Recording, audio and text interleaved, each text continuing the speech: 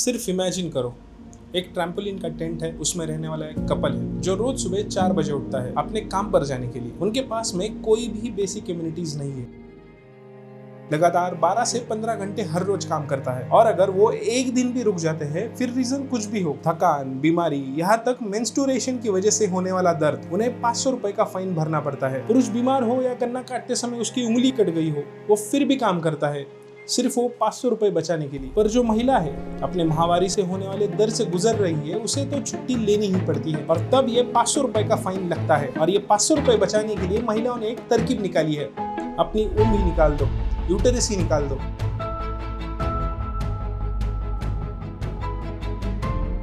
और वो अकेली नहीं है जो ऐसा करती है, उसके जैसी हजारों महिला अपनी ऊन निकालती है।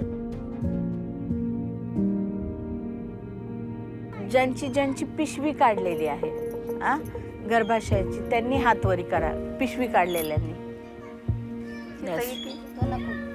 1 2 3 4 नाही 3 4 5, ती तिकडे गेलेली 6 आणि तिची सासू 7, एवढ्या। आणि तिची जाव पण 8।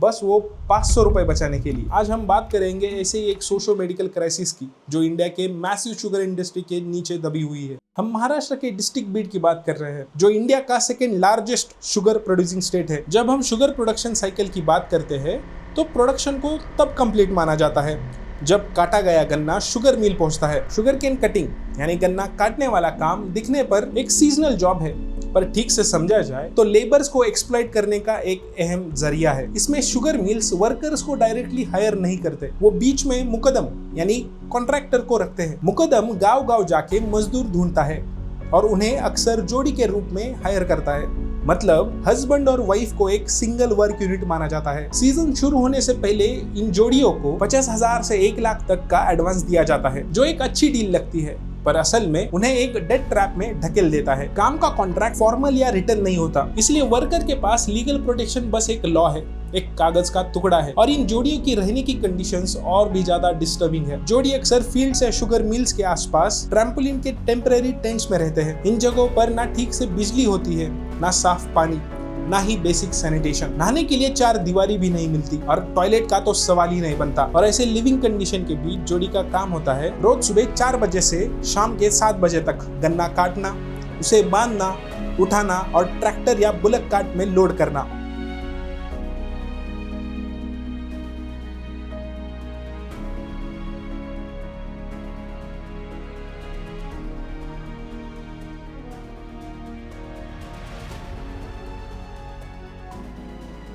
अगर कोई बीमार हो जाए या थक कर रुक जाए या किसी वजह से काम ना कर पाए, तो उस पर 500 रुपए पर डे के हिसाब से फाइन लगाया जाता है, जिसमें पीरियड पेन की वजह से काम न कर सकने वाली महिलाएं भी शामिल है। यानी इन महिलाओं को कॉन्ट्रैक्टर यानी मुकदम को महीने के 2,500 तो देने ही पड़ते हैं। आप जब ऑफिस से छुट्टी लेते हो, कोई भी रीजन हो, फिर भी आपको उस दिन की सैलरी मिलती है। ऐसा इसलिए क्योंकि आप एक फॉर्मल एम्प्लॉय हो। पर जो गन्ना काटने वाले वर्कर्स है, उनके साथ ठीक उसका उल्टा होता है, क्योंकि कॉन्ट्रैक्टर ने आपको पहले से ही पैसे दिए हैं। तो आप अगर काम नहीं करोगे तो कॉन्ट्रैक्टर उसे खुद का नुकसान मानता है, और उसी नुकसान के कंपेंसेशन के रूप में वर्कर्स को 500 रुपए का फाइन भरना पड़ता है। कॉन्ट्रैक्ट लेबर एक्ट 1970 जैसे लॉज कागज पर मजदूरों को प्रोटेक्शन देने के लिए मौजूद है, लेकिन ग्राउंड पर इनका इम्प्लीमेंटेशन बहुत कमजोर है। शुगर फैक्ट्रीज कॉन्ट्रैक्टर का यूज करके अकाउंटेबिलिटी से बच जाते हैं, और स्टेट मशीनरी अक्सर या तो एब्सेंट होती है या इनइफेक्टिव। इसी वजह से वर्कर और फैक्ट्री के बीच जो एक्चुअल पावर रिलेशन है, वो पूरा कॉन्ट्रैक्टर के हाथ में रहता है। रिजल्ट ये होता है कि मजदूर मुकदम के कर्ज में फंस जाता है और उसके हाथ की कठपुतली बन जाता है, और तब उसी वर्कर को, उसी इंसान को 500 रुपए का फाइन भी 5,000 जैसे लगने लगता है। और अब आती है असली प्रॉब्लम, जिसकी शुरुआत होती है जोड़ी के मैरिज से। बीड डिस्ट्रिक्ट में और आसपास के गांव में 12 से 16 साल की उम्र में ही लड़कियों की शादी करवा दी जाती है। शादी के बाद वो बाय डिफॉल्ट जोड़ी का हिस्सा बन जाती है, क्योंकि मुकदम के साथ कॉन्ट्रैक्ट करना है या नहीं करना है,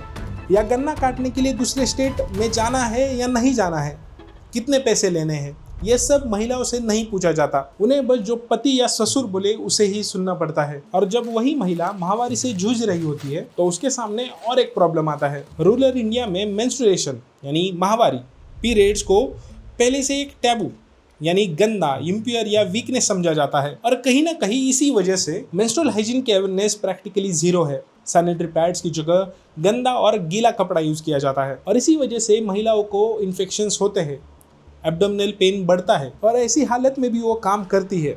गन्ने को काटना, उसे बांधना और ट्रैक्टर में लोड करना। जो गन्ना 40 से 50 किलो के बीच होता है उससे और ज्यादा ब्लीडिंग और एब्डोमिनल पेन बढ़ता है। जब ये महिला इन्फेक्शंस और एब्डोमिनल पेन के साथ किसी प्राइवेट क्लिनिक पहुंचती है तो वहाँ जो होता है वो और भी ज्यादा भयानक है। प्राइवेट क्लिनिक्स या डॉक्टर्स जिन्हें पता है ये महिलाएं ज्यादा पढ़ी लिखी नहीं है और उन्हें डराया जा सकता है, तो वही डॉक्टर कहता है अगर ऑपरेशन नहीं किया तो कैंसर हो जाएगा, किडनी खराब हो जाएगी, यूटेरस डैमेज हो जाएगा। ये सब साइकोलॉजिकल मैनिपुलेशन है।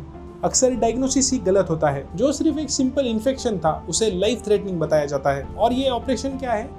यूटेरस निकालो, जिसे हिस्टेरेक्टोमी कहते हैं। पहले ये समझते हैं कि हिस्टेरेक्टोमी होती क्या है। मेडिकल साइंस में ये रूटीन प्रोसीजर नहीं है।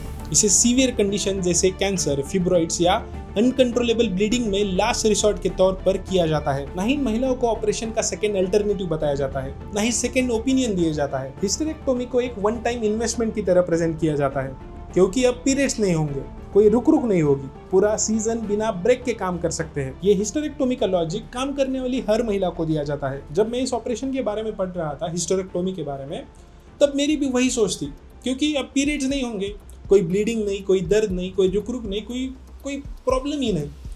पर प्रॉब्लम उसके बाद शुरू होती है। एक एवरेज हिस्टेरेक्टोमी की सर्जरी की कॉस्ट है 30 से 35 हज़ार रुपए, जो एक जोड़ी के पूरे सीजन की कमाई के बराबर है। ये पैसा भी मुकदम से एडवांस लिया जाता है, मतलब कर्ज और बढ़ जाता है। 2019 और 2020 के आसपास गवर्नमेंट पैनल्स और मीडिया इन्वेस्टिगेशन ने एक शॉकिंग डेटा रिवील किया। सिर्फ एक डिस्ट्रिक्ट बीड में पिछले 3 सालों के अंदर 4600 से ज्यादा हिस्टेरेक्टोमीज की सर्जरीज हुई है। बीड को कई न्यूज़पेपर्स ने लैंड ऑफ विलेजेस विदाउट वूम्स कहना स्टार्ट कर दिया था और इन्वेस्टिगेशन रिपोर्ट से ये भी सामने आया, ऐसा नहीं है कि महिलाओं को कोई मेडिकल प्रॉब्लम नहीं थी। टेंट्स में रहने, साफ पानी ना होने और पीरियड के दौरान गंदे कपड़े यूज करने की वजह से और गन्ना उठाने से इन्हें जेन्युइनली सीवियर पेल्विक इन्फेक्शंस होते थे। लेकिन एक्सपर्ट इन्वेस्टिगेशन ने पॉइंट आउट किया इनमें से ज्यादातर सर्जरीज की जरूरत नहीं थी। रियलिटी ये है कि सर्जरी के बाद इनकी जिंदगी और भी मुश्किल हो जाती है। अर्ली हिस्टेरेक्टोमी का मतलब है अर्ली मेनोपॉज। इन यंग महिलाओं की बॉडी में हार्मोनल इम्बैलेंस होता है, उन्हें severe joint pain, weak bones, constant fatigue और डिप्रेशन का सामना करना पड़ता है। जो सर्जरी उन्होंने ज्यादा काम करने के लिए करवाई थी, वही सर्जरी उनकी बॉडी को अंदर से तोड़ देती है। और इन सब के बाद भी ये महिलाएं वापस उसी खेत में जाती है, वही काम, गन्ना काटो, उठाओ, लोड करो, उसी 500 रुपए को बचाने। पर इस बार 500 बचाने हैं, क्योंकि इस बार कर्ज है। जनता के दबाव में आकर महाराष्ट्र गवर्नमेंट ने इन्वेस्टिगेशन पैनल बनाया, हॉस्पिटल की स्ट्रिक्ट रिपोर्टिंग मैंडेटरी की और स्टैंडर्ड ऑपरेटिंग प्रोसीजर लागू की। डेटा कहता है कि अब इस तरह की सर्जरीज बहुत कम हो गई है, लेकिन असली सवाल तब तक खत्म नहीं होता जब तक सिस्टम चेंज नहीं होता। ये क्राइसिस सिर्फ चंद करप्ट डॉक्टर्स या कॉन्ट्रैक्टर्स की कहानी नहीं है, ये एक असली सप्लाई चेन की कहानी है जो हमारी मिठाइयाँ और कोल्ड ड्रिंक्स बनाती है। जब तक इंसान को सिर्फ एक रिसोर्स या डिस्पोजेबल लेबर समझा जाएगा और उनकी मजबूरी का फायदा उठाया जाएगा, तब तक ऐसी कहानियां किसी न किसी रूप में सामने आती रहेंगी। सवाल ये है, ऐसा क्यों होता है? क्या जरूरत है ऐसे काम की जो जान लेता है? 500 रुपए इतने ज्यादा इंपॉर्टेंट है? सरकार क्यों कुछ नहीं करती? उसके पति को तो उसकी बात समझनी चाहिए। और ये प्रॉब्लम भी कौन डिस्कस कर रहा है? यूपीएससी के कुछ एस्पिरेंट्स, ताकि वो एक अच्छा आंसर लिख सके, या देखने वाले जो एसी में बैठे हैं? क्या हमें सच में कुछ फर्क पड़ता है हमारे फेलो इंडियंस की प्रॉब्लम से? और ऐसे कई अनगिनत सवाल है जिनका जवाब मुझे ना तो उस जोड़ी से मिलेगा, ना ही उस फैक्ट्री से मिलेगा, ना ही उस डॉक्टर से, ना ही उस कॉन्ट्रैक्टर से और ना ही गवर्नमेंट से। क्योंकि मैं ऐसे सोशल इश्यूज को प्रॉपर कंक्लूजन नहीं दे सकता। गवर्नमेंट ने ऐसा करना चाहिए, वैसा करना चाहिए, ये भी मेरा ओपिनियन नहीं है, क्योंकि ये सोशल इश्यूज है। यहाँ सिर्फ गवर्नमेंट के करने से कुछ नहीं होगा। हम सबको ऐसे मुद्दों के बारे में सोचना होगा, इन मुद्दों पर बात करनी होगी और मिलकर इसे सॉल्व करना पड़ेगा।